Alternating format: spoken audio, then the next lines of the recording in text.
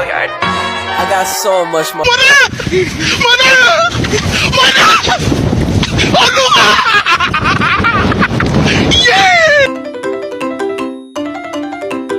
A few moments later. Assalamualaikum warahmatullahi wabarakatuh. Perkenalkan, nama saya Denesan Arif.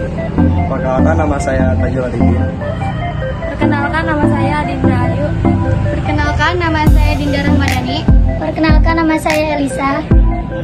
Perkenalkan, nama saya Siti Rasyifa.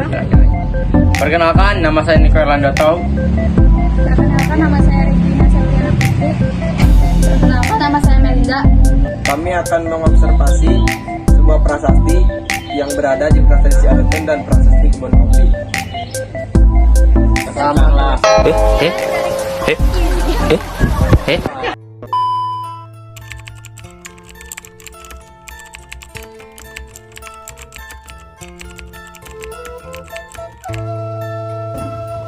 Baik, Assalamualaikum warahmatullahi wabarakatuh. Waalaikumsalam, Sampurasun. Baik, perkenalkan, nama saya Niko Erlando Tau. Perkenalkan, nama saya Tajul Arifin. Nama Bapak. Sebagai petugas ya, nama lengkap Pak Ugan Sugandi. Jadi, mungkin ke pertanyaan pertama dulu. Tajul. Kalau Prasasti Ciaruten ini ditemukan pada suatu Baik, sejarah penemuan mengenai tentang Prasasti Ciaruten itu awal ditemukan pada tahun 1863 oleh N.W. Hopperman. Di orang Belanda berdasarkan data yang ada pada saat itu.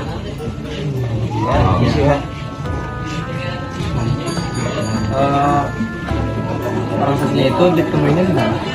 Dulu prasasti ini memang ditemukan di Sungai Ciaruten. Jadi sampai sekarang itu menggunakan nama sungai yang bersangkutan, ya. Jadi dikenalkan dengan nama Prasasti Ciaruten. Itu nama sungai, jadi dijadikan sebuah nama objek. Berarti awalnya berada di sungai, Pak. Berada di Sungai Untuk Ciaruten. memindahkannya bagaimana, Pak? Nah, karena memang ya banyak kebutuhan ya penting untuk mengenai pembelajaran ya, karena ini menyangkut banyak sejarah yang dipelajari dari Prasasti Ciaruten. Jadi ada melalui proses pengajuan ya sebelum pemindahan prasasti ini. Jadi kita memang sebagai petugas di lapangan yang melihat situasi apabila dari banyak kunjungan selagi musim hujan dan banjir itu tidak bisa ke bawah. Nah, jadi setelah itu memang kajian dari pemerintah, jadi benda ini dengan tidak melanggar undang-undang ya pelestarian, karena memang dipindahkan juga untuk supaya lebih terawat pelestariannya. Jadi tahun 1981 itu realisasi pengangkatan dari sungai ke tempat yang sekarang. Bulan Juni 1981, waktu itu dipimpin Insinyur Suharjoyo dan kita melibatkan dua universitas, yaitu Universitas Indonesia dan Universitas Gadjah Mada. Prasasti itu berbentuk apa saja? Di sini ada 3 buah prasasti ya. Yang Prasasti Ciaruten kalau kita amati ya, kita teliti, kita perhatikan bentuknya, ini membentuk seperti kepala gajah. Yang ini, Mas. Yang Prasasti Ciaruten yang ada tapak kaki Sang Raja Purnawarman. Kalau yang Prasasti tapak gajah itu berbentuk oval. Kalau boleh tahu arti dari ini apa ya, Pak? Ya, jadi prasasti-prasasti peninggalan pertama kerajaan itu memang ada di 7 buah prasasti yang menyebutkan tentang kerajaan tertua itu ya. Jadi prasasti yang ditemukan memang dengan menggunakan bahasa Sangsekerta, karena memang ada pengaruh dari situ dari India mengenai tentang prasasti tanah Jawa ini. Mengenai tentang Prasasti Ciaruten kita sudah buat translate-nya ya, terjemahan. Nah, kita ucapkan dengan bahasa Sangsekerta Jadi bunyinya Pikranta Sapanipate, Sri Mata Purnawarmana, Tarumana Garendrasa Visnoripa Padat Payam. Jadi ini bekas kaki atau jejak kaki seperti kaki Dewa Wisnu. Ialah kaki yang mulia Sang Purnawarman, raja di negeri Taruma yang gagah berani di dunia. Jadi seperti kaki Dewa Wisnu. Karena Kalau boleh tahu, kenapa harus ditulis di batu ya Pak? Nggak bisa di kertas atau di apa? Nah, karena pada zaman itu belum mengenal yang namanya teknologi seperti zaman sekarang. Jadi kenapa dibuat di batu? Batu itu mempunyai usia yang sangat panjang kalau tidak dihancurkan oleh manusia. Nah, mungkin rusaknya alami. Jadi yang namanya prasasti itu adalah sebuah dokumen.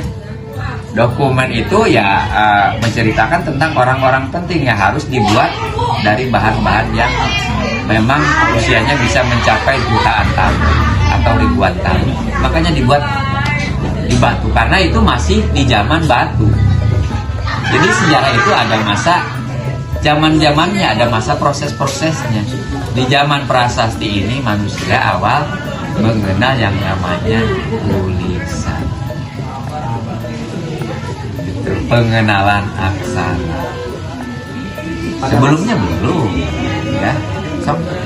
Pada masa kerajaan siapa Prasasti Arutun? Namanya kerajaan Tarumajaya, raja yang diagungkannya Purnawarman. Jadi 7 buah prasasti yang ditemukan di beberapa tempat itu cuma mengagungkan nama Purnawarman.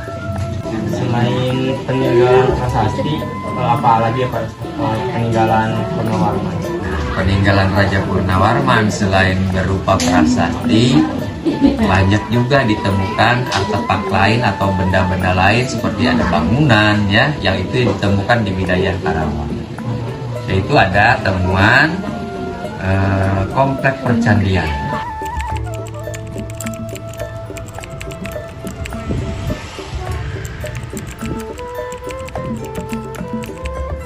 Sekarang kita berada di prasasti selanjutnya, yaitu prasasti Prasasti Kebon Kopi atau situs Kebon Kopi.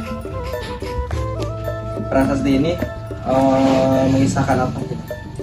Nah ini dikenal dengan nama situs Kebon Kopi ya. Jadi memang awal ditemukan daerah ini dulu ada daerah perkebunan kopi milik Yonatan Rik, yaitu orang Belanda. Dari situlah disebut dengan Kebon Kopi. Prasasti ini mengisahkan tentang kejayaan Sang Raja Purnawarman, bahwa pada saat itu memang dia menunggangi gajah yang bernama Airawata. Sesuai dengan bunyi aksara yang ada di prasasti itu, Jaya Pisalasa Hastinah Airawata Pipatidam Padat Payam.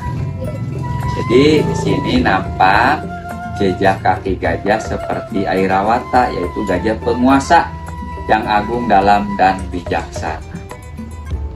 Berarti ini telapak kaki gajah ya? Telapak kaki gajah. Memang kalau secara fisika ini di luar logika ya, gajah sebesar ini. Tapi pendapat lain pun percaya, meyakini bahwa zaman dulu memang hewan besar dan yang menungganginya bukan orang sembarangan, yaitu seorang raja yang mempunyai kegagahan dan kebijaksanaan. Menurut para arkeolog, memang kaki gajah ditempelkan di sini kemudian dilakukan penatahan. Jadi ada beberapa versi pendapat mengenai tentang jejak kaki. Kalau boleh tahu ini ditemukannya tahun berapa ya Pak? Tapak gajah ditemukan 1864. Itu Oleh Yonatan Rik. Yang kedua Van Motman. Berpindah sedikit ya. Nah, di sini pun ada batuan ya yang berbentuk segi empat, atau disebutnya ini batu umpak. batu umpak. Nah, jadi fungsinya batu umpak ini memang pada zaman dulu dipakai sebagai penyangga-penyangga tiang. Cuma ini periodisasinya di masa Pajajaran. Ini ditemukan pada tahun berapa? Ya, kalau ditemukannya tahun 1600-an. Cuma proses pemindahan ini setelah dicek oleh para arkeolog ya, melalui survei wilayah. Jadi ternyata ini memang ada hubungannya dengan masa-masa kerajaan muda, yaitu Pajajaran. Jadi ini masuk kategori yang namanya benda cagar budaya yang harus dilindungi. Jadi pemindahannya ke sini tahun 2015. Yang dulu ditemukan di pinggir-pinggir pemukiman warga. Apa masih ada prasasti lagi selain di sini? Selain prasasti Ciaruten, Tapak Gajah, salah satu prasasti di zaman Tarumanegara yang ada di daerah sini yaitu prasasti Muara Ciaruten. Cuma memang masih ada di titik pertemuan itu belum diangkat. Kita sudah berusaha mengajukan kepada pemerintah, tapi baru pembebasan tanah saja untuk penempatan prasasti yang rencana memang akan pindah. Sekian dari kelompok kami, kurang lebihnya mohon maaf. Wassalamualaikum Assalamualaikum warahmatullahi wabarakatuh. Thank you guys.